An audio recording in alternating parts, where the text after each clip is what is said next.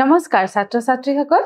ই কক্ষালৈ তোমালোকক স্বাগতম জনাইছো মোৰ নাম অবিস্মিতা বৰঠাকুৰ আজি আমি আলোচনা কৰিম অষ্টম শ্ৰেণীৰ নৱমটি পাঠ ভয় নামৰ পাঠটিৰ অনুশীলনীত সন্নিবিষ্ট হৈ থকা প্ৰশ্ন উত্তৰসমূহৰ বিষয় ইতিমধ্যে আমি আন এটা শ্ৰেণীৰ চমু প্ৰশ্ন উত্তৰসমূহ আলোচনা কৰিছো আজি তাৰ পিছৰ অংশখিনিৰ বিষয়ে এই শ্ৰেণীত আমি আলোচনা কৰিম গতিকে চাওঁচোন আহা প্ৰথম প্ৰশ্নটো কি আছে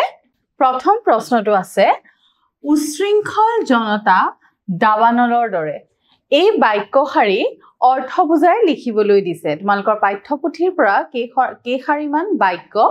তোমালোকৰ পাঠত সন্নিবিষ্ট কৰা হৈছে আৰু সেইকেইটাৰ অৰ্থ বুজাই লিখিবলৈ দিছে আৰু প্ৰথমটি বাক্য দিছে উশৃংখল জনতা দাবানলৰ দৰে আহাচোন আমি উত্তৰটো চাওঁ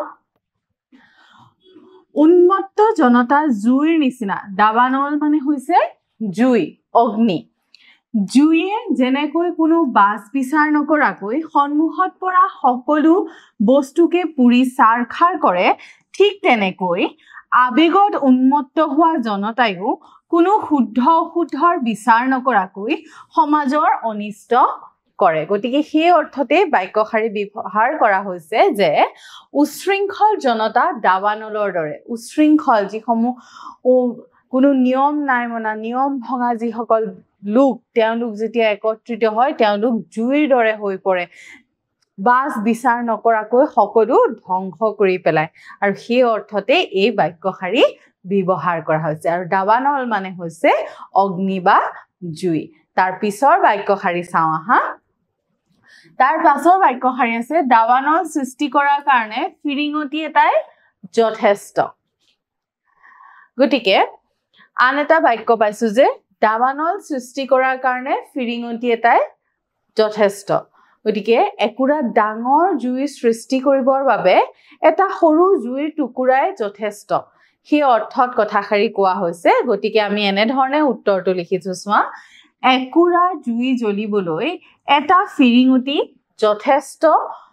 হোৱাৰ লেখিয়াকৈ সমাজত সৰু কথা এটাৰ পৰাই বিভ্ৰান্তিৰ সৃষ্টি হয় আৰু তাৰ পৰাই গোটেই সমাজখনত অশান্তিৰ বীজ বিয়পি পৰে আৰু সেই অৰ্থতে যি গল্পটি পাইছো সেই গল্পটিত এই কথাষাৰ ব্যৱহাৰ কৰা হৈছে যে দাবানল ডাঙৰ এটা অঘটন ঘটিবৰ বাবে এটা সৰু কাৰণেই যথেষ্ট হৈ পৰিব পাৰে যেনেদৰে একুৰা জুই জ্বলিবলৈ এটা ফিৰিঙতিয়ে যথেষ্ট ঠিক তেনেদৰে সমাজৰ সৰু কথা এটাৰ পৰাই এটা বিভ্ৰান্তিৰ সৃষ্টি হৈ তাৰ পৰাই গোটেই সমাজখন অশান্তিৰ বীজ বিয়পি পৰিব পাৰে মানে সৰু কথা এটাৰ পৰাই ডাঙৰ ঘটনাৰ সৃষ্টি হ'ব পাৰে যেনেদৰে একুৰা জুই জ্বলিবলৈ অকমান ফিৰিঙতিয়ে যথেষ্ট তেনেকৈ সমাজত অৰাজকতাৰ সৃষ্টি হ'বৰ বাবে বিভিন্ন ধৰণৰ বিশৃংখলতাৰ সৃষ্টি হ'বৰ বাবে এটা সৰু ঘটনাই কিন্তু যথেষ্ট বুলি কৈছে তাৰ পিছৰ বাক্যশাৰী চাওঁ আহা তাৰ পিছৰ বাক্যটো তোমালোকক দিছে বিভিন্ন ধৰ্ম বিভিন্ন ভাষা বিভিন্ন সম্প্ৰদায় কিমান জাতি আৰু উপজাতি অসংখ্য খণ্ডিত সত্তাৰ এই অমুক পৰিণতি গতিকে এনেদৰে এটা বাক্য তোমালোকক দিছে কি দিছে বিভিন্ন ধৰ্ম বিভিন্ন ভাষা বিভিন্ন সম্প্ৰদায় কিমান জাতি আৰু উপজাতি অসংখ্য খণ্ডিত সত্তাৰ এই অমুক পৰিণতি গতিকে ইয়াৰ উত্তৰটো চাওঁ আহাচোন বিভিন্ন ধৰ্ম জাতি ভাষা সম্প্ৰদায়ে ভৰপূৰ দেশ এখনত একতাৰ বৰ প্ৰয়োজন এতিয়া আমি আমাৰ ইয়াতে বহুতো বৈচিত্ৰতা দেখিবলৈ পাওঁ বেলেগ বেলেগ জাতিৰ লোক আছে বেলেগ বেলেগ ধৰ্মৰ লোক আছে বেলেগ বেলেগ ভাষী লোক থকা দেখিবলৈ পোৱা যায় কিন্তু এই সমূহৰ মাজত যদি একতা নাথাকে তেতিয়াহলে কিন্তু সমাজত অৰাজকতাৰ সৃষ্টি হ'ব একতাৰ অবিহনে ধৰ্মীয় সহিষ্ণুতাৰ অবিহনে সমাজ এখন বিশৃংখল পৰিস্থিতি হোৱাটো নিঘাত অমুক পৰিণতি বুলি কৈছে যে হুৱাটো নিশ্চিত যদি ইমান আমাৰ মাজত বৈচিত্ৰতা আছে আৰু এই বৈচিত্ৰতাৰ মাজত যদি একতা নাথাকে তেতিয়া হলে কিন্তু সমাজত বিভিন্ন ধৰণৰ বিশৃংখলতাটো সৃষ্টি হোৱাটোৱে মূল পৰিণতি হ'ব বুলি কৈছে এই বাক্যশাৰীৰ জৰিয়তে এই কথাষাৰকে বুজাবলৈ চেষ্টা কৰিছে মই অকমান লিখি দিছো তোমালোকে আৰু বহলাই লিখিবলৈ চেষ্টা কৰিবা তাৰ পিছৰ প্ৰশ্নটো চাও আহা ভয় গল্পটোৰ পৰা তোমাৰ জীৱনৰ কাৰণে প্ৰয়োজনীয় কি কথা শিকিলা লিখা ছাত্ৰ ছাত্ৰীসকল এই প্ৰশ্নটোৰ উত্তৰ তোমালোকে নিজে দিবলৈ চেষ্টা কৰিবা যে এই ছুটি গল্পটোৰ জৰিয়তে তোমালোকে কি শিক্ষা লাভ কৰিলা আমি সাধাৰণতে চাব পাৰো সেই পাঠটো পঢ়াৰ জৰিয়তে এই কথা আমি বুজি উঠিছো যে আমি অনবৰতে এটা ভয় লৈ ফুৰিব নালাগে কালিলৈ কি হ'ব সেই কথা যদি আমি এতিয়া চিন্তা কৰি থাকো তেতিয়া হলে আমি বৰ্তমানৰ কামখিনি ভালদৰে কৰিব নোৱাৰিম আৰু কিন্তু কৈছে যে আমি দায়িত্বশীল হ'ব লাগে আমি ভয় কৰিছো হয় কিন্তু এজন দায়িত্বশীল ব্যক্তিৰ যেতিয়া সমাজৰ দায়িত্বৰ প্ৰতি তেওঁ যেতিয়া সজাগ হয় তেওঁৰ মনৰ পৰা কিন্তু ভয় নাইকিয়া হৈ যায় আমি গল্পটোৰ মাজেৰে এইখিনি কথাই বুজিছো গতিকে এই প্ৰশ্নটিৰ উত্তৰ তোমালোকে নিজে দিবলৈ চেষ্টা কৰিবা তথাপিও দুখাৰিমান মই মোৰ ফালৰ পৰা লিখি দিছো চাও আহাচোন ভয় গল্পটোৰ পৰা মোৰ জীৱনৰ কাৰণে প্ৰয়োজনীয় এই কথাকে শিকিলো যে জীৱনত সকলো সময়তে ভয় কৰি থাকিব নেলাগে ভয়ে মানুহক সকলো ক্ষেত্ৰতে দুৰ্বল কৰি ৰাখে কামত মনোযোগ দিয়াত বাধা জন্মায় কিন্তু নিজ কৰ্তব্যৰ প্ৰতি সজাগ হলে ভয় আঁতৰি মনলৈ সাহস আহে কিন্তু এজন ভয়াতুৰ ব্যক্তিও যদি নিজ কৰ্তব্যৰ প্ৰতি সজাগ হয় দায়িত্বশীল হয় কিন্তু সেই সময়ত তেওঁৰ মনৰ পৰাও ভয় নাইকিয়া হৈ যায় যেটো আমি ৰবিনৰ ক্ষেত্ৰত দেখিছিলো গতিকে ইয়াৰ পিছৰ প্ৰশ্নটো চাও আহা ছাত্ৰ ছাত্ৰীসকল তোমালোকৰ পাঠৰ পৰা কেইটামান শব্দ তুলি দিছে আৰু সেই সমূহৰ বাক্য ৰচনা কৰিব দিছে কি শব্দ দিছে চাও আহাচোন শব্দগীতা দিছে আউহতিয়া সন্তৰ্পণে লানি নিচিগা অন্যমনস্ক অমুক উশৃংখল দাৱানল সাৰখাৰ উৎকৰ্ণ আৰু কোলাহল গতিকে চাওচোন ইয়াৰে আমি কেইটামান বাক্য সাজিছো সেইসমূহ আলোচনা কৰো আহা প্ৰথমে আছে আউহতিয়া শব্দটোৰে মই এটা বাক্য সাজিছো যাতায়াত ব্যৱস্থা নথকা আউহতিয়া ঠাইত বিদ্যালয়খন হোৱাৰ বাবে ছাত্ৰ ছাত্ৰীৰ যথেষ্ট অসুবিধা হৈছে যেনেকুৱা ঠাইলৈ সদায় যাব পৰা নেযায় তেনেকুৱা ঠাইবিলাকক কি বুলি কোৱা হয় আউহতিয়া ঠাই বুলি কোৱা হয় তাৰ পিছত আহিলে সন্তৰ্পণে মানে মনে মনে কোনেও নজনাকৈ সন্তৰ্পণে চুৰ কেইজন মানুহ ঘৰত সোমাল তাৰ পিছৰটো চোৱা লানি নিচিগা মানে ইটোৰ পিছত সিটো এৰাৰি নোহোৱাকৈ একে লেঠাৰিয়ে তাক আমি কি বুলি কওঁ লানি নিচিগা ইটোৰ পিছত সিটো লানি নিচিগা সমস্যায়ে তাইক অতিষ্ঠ কৰি তুলিছে তাৰ পিছৰটো চাও আহা অন্যমনস্ক মানে আন কথাত ভাবি থকা তুমি যিটো কাম কৰি আছা সেই সময়ত সেই কামটোৰ কথা নাভাবি অন্য কথা ভাবি থকাকে আমি কি বুলি কওঁ অন্যমনস্ক বুলি কওঁ কিছুদিনৰ পৰা ৰীনা শ্ৰেণীত অন্যমনস্ক হৈ থকাটো শিক্ষকে মন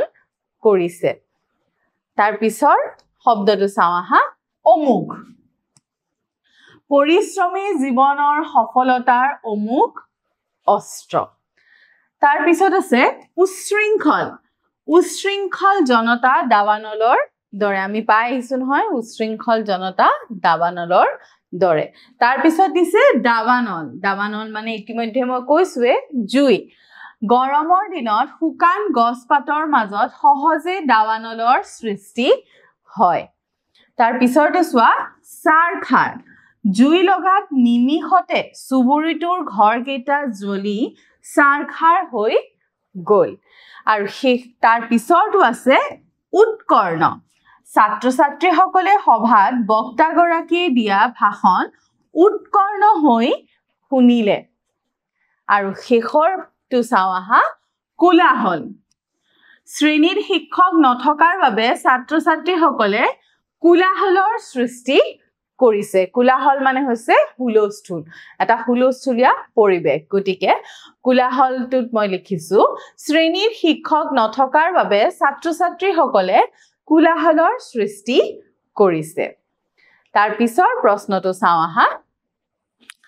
ব্যৱহাৰিক ব্যাকৰণত তোমালোকক জ্যোতি চিহ্নৰ ব্যৱহাৰ সম্পৰ্কে দিয়া হৈছে চোৱা তোমালোকৰ ইয়াত এটা দফা তুলি দিছে আৰু সেই দফাটোৰ উচিত স্থানত জ্যোতি চিহ্নসমূহ ব্যৱহাৰ কৰিবলৈ কৈছে গতিকে তলত দিয়া দফাটো জ্যোতি চিহ্ন ব্যৱহাৰ কৰি পুনৰ লিখা গতিকে এটা দফা দিছে মই দফাটো এবাৰ পঢ়ি দিছো মানুহৰ সুখ শান্তিৰ এক প্ৰধান অন্তৰায় হৈছে ক্ৰোধ কলাকৃষ্টিৰ প্ৰতি আকৰ্ষণে সেই ক্ৰোধ নাশ কৰি মানুহৰ মনৰ কোমল প্ৰবৃত্তিসমূহ জগাই তোলে সেই কাৰণে এটা পৰিয়ালত খেল ধেমালি নাচ গান আদিৰ প্ৰতি থকা ৰাপ আদৰ আৰু পৰিৱেশৰ পৰা সেই পৰিয়ালত থকা সুখ শান্তিৰ ৰোমান পাব পাৰি মাঘৰ বিহুত মেজি সজা ভোজ ভাত খোৱা হৈ উদু ধূপ খেল ঢোল পেপা গগনাৰ তালে তালে বিহু নচা আৰু দেৱালী আদি উৎসৱত মানুহে সমূহীয়াভাৱে মনৰ আনন্দকে প্ৰকাশ কৰে গতিকে ইয়াত দাৰি কমা ঊৰ্ধ্ব কমা একোৱেই নাই গতিকে আমি ক'ত কোনখিনিত বাক্যটো শেষ হৈছে কোনখিনিত আৰম্ভ হৈছে আমি ধৰিব পৰা নাই গতিকে সেই সমূহ ধৰিব পাৰিবৰ বাবে আমাক কি লাগিব জ্যোতি চিহ্ন লাগিব য'ত উপযুক্ত স্থানত দাৰি কমা বা ঊৰ্ধ্ব কমা এই সমূহৰ প্ৰয়োজন থাকে গতিকে এই দফাটো আমি এতিয়া জ্যোতি চিহ্ন প্ৰয়োগ কৰি লিখিছো চাওঁচোন আহা মানুহৰ সুখ শান্তিৰ এক প্ৰধান অন্তৰায় হৈছে ক্ৰোধ ইয়াতে আমি কি দিছো দাৰি দিছো কলাকৃষ্টিৰ প্ৰতি আকৰ্ষণে সেই ক্ৰোধ নাশ কৰি মানুহৰ মনৰ কোমল প্ৰবৃত্তিসমূহ জগাই তোলে আমি কি দিলো দাৰি দিছো সেই কাৰণে এটা পৰিয়ালত খেল ধেমালি কমা আহিলে নাচ গান আদিৰ প্ৰতি থকা ৰাপ আদৰ কমা আহিলে আৰু পৰিৱেশৰ পৰা সেই পৰিয়ালত থকা সুখ শান্তি ৰোমান পাব পাৰি পুনৰ বাক্যটো শেষ হৈছে গতিকে আমি দাৰি ব্যৱহাৰ কৰিছো মাঘৰ বিহুত মেজি সজা কমা ভোজ ভাত খোৱা কমা হৈ গুডু কমা ধূপ খেল কমা ঢোল পেপা গগনাৰ তালে তালে বিহু নচা আৰু দেৱালী আদি উৎসৱত মানুহে সমূহীয়াভাৱে মনৰ আনন্দকে প্ৰকাশ কৰে শেষত আমি দাৰি প্ৰয়োগ কৰিছো এইদৰে আমি দফাটিত উপযুক্ত স্থানত জ্যোতিসমূহ ব্যৱহাৰ কৰিছো গতিকে আশা কৰিছো ছাত্ৰ ছাত্ৰীসকল তোমালোকে বুজিব পাৰিছা তাৰ পিছৰ প্ৰশ্নটো চাওঁ আহা তলৰ আস্তনা শব্দবিলাক কি বিভক্তি যোগ হৈছে লিখা তলত কেইটামান তোমালোকৰ বাক্য দিয়া হৈছে আৰু সেই সমূহত কি বিভক্তি যোগ হৈছে তোমালোকক লিখিবলৈ কৈছে গতিকে সকলোৱে আমি জানো যে আমাৰ শব্দ বিভক্তি হৈছে 7টা প্ৰথমা দ্বিতীয়া তৃতীয়া চতুৰ্থী পঞ্চমী ষষ্ঠী আৰু সপ্তমী এতিয়া প্ৰথমটো চাওঁ আহা নৰ্দমালৈ নামি গলেহে হ'ব গতিকে নৰ্দমাৰ লগত কি লাগিছে লৈ গতিকে লৈ বিভক্তি যেতিয়া যোগ হয় সেইটো কি হ'ব চতুৰ্থী বিভক্তি তাৰ পিছৰটো চাওঁ আহা কিছু দিনৰ পৰা পুনাহতে ক্ৰিকেট খেলাত ধৰিছে কিছু দিনৰ পৰা পৰা গতিকে কিছু দিনৰ পৰা বিভক্তি যেতিয়া যোগ হয় সেইটো কি হয় পঞ্চমী বিভক্তি তাৰ পিছৰটো চাওঁ আহা অফিসত ত গতিকে ত বিভক্তি ইয়াতে যোগ হৈছে অফিসত কাম কৰি থাকিও হঠাতে ৰবিনৰ বুকুখন ধৰফৰাই উঠে ইয়াত চাওঁ আহা কি বিভক্তি যোগ হৈছে সপ্তমী যেহেতুকে ত হয় গতিকে সপ্তমী বিভক্তি যোগ হৈছে আৰু শেষৰটো চোৱা ইয়াত তিনি ঠাইত আস্তনা হৈছে তিনিটা শব্দ আজি মই তাৰ লৰা ছোৱালীক ইয়াত কি বিভক্তি যোগ হৈছে ক ৰক্ষা কৰিবলৈ নগলে কালিলৈ মোৰ লৰা ছোৱালীক ৰক্ষা কৰিবলৈ কোন আহিব গতিকে লৰা ছোৱালীক ক গতিকে ক যেতিয়া যোগ হয় হেতু কি হয় দ্বিতীয় বিভক্তি আৰু কৰিবলৈ যেতিয়া হয় তেতিয়া হেতু হৈছে চতুৰ্থী বিভক্তি গতিকে এইদৰে আমি আজি পাঠটোত বিভক্তিৰো কিছু আভাস পালো আশা কৰিছো ছাত্ৰ ছাত্ৰীসকল তোমালোকে বুজি পাইছা তোমালোকে এই বিভক্তিৰ যিখন তালিকা সেইখন নিজৰ বহীত লিখি সেইখন মনত ৰাখিবলৈ চেষ্টা কৰিবা গতিকে আজিলৈ আহো ছাত্ৰ ছাত্ৰীসকল ধন্যবাদ